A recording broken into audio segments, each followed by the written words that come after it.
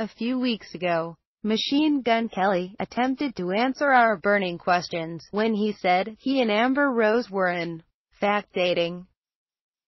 But the rumors weren't put to bed until Amber confirmed it herself Tuesday on Big Boy's morning show. "We're dating. We're just getting to know each other," she said.